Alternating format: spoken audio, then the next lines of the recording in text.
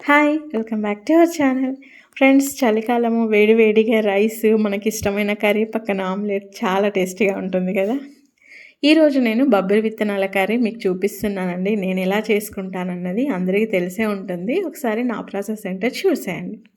అందుకోసం అయితే బొబ్బర్లు మంచిగా కడిగి పక్కన పెట్టుకున్నానండి వాటర్‌లో. తర్వాత స్టవ్ పైనకి కడాయి పెట్టుకొని ఆయిల్ వేసుకొని అందులో పచ్చిమిర్చి, ఆనియన్ వేసుకొని కొంచెం అందులో సాల్ట్ వేసుకొని అది వేగిన తర్వాత అల్లం వెల్లుల్లి పేస్ట్ వేసి కొంచెం కొత్తిమీర కూడా వేసుకున్నానండి.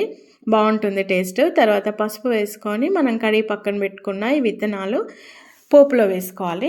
వేసుకొని మనకు అందులో వాటర్ మొత్తం ఇంకిపోయేంత వరకు ఉంచుకోవాలి. తర్వాత నేను ఒక 2 టమాటాలు కట్ చేసుకున్నానండి. ఆ టమాటాలు వేసిన తర్వాత ఒక 5 మినిట్స్ అయిన తర్వాత మనము కూరకి నేనైతే 2 స్పూన్స్ కారం వేసుకున్నానండి. కారం, ఉప్పు మీరు అడ్జస్ట్ చేసి వేసుకోండి మీకు తగినంత. అంతే అండి.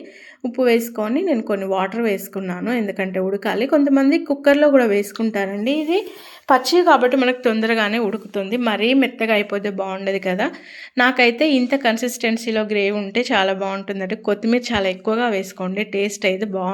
అంతేనండి, ఇంకా కర్రీ అయితే అయిపోయింది సింపుల్‌గా. మీరు కూడా ఒకసారి ట్రై చేయండి. చాలా బాగుంటుంది. అందరికీ తెలిసే ఉంటుంది. వీడియో నచ్చితే వీడియోకైతే ఖచ్చితంగా ఒక లైక్ ఇవ్వండి ప్లీజ్. లైక్ ఇవ్వట్లేదు ఛానల్ సబ్స్క్రైబ్ చేసుకోండి. టాటా బాయ్.